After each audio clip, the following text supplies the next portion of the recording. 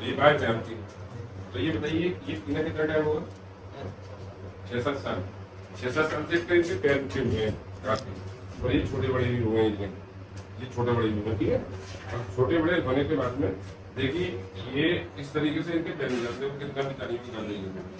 ये avian problem हुई है, नहीं ये, ठीक है, एवियन प्रॉब्लम। जैसे ये बैठी इन्हें भी एवियन प्रॉब्लम है, ये चलने का डंडे सारे चल रहे हैं, या चल लेती है ये।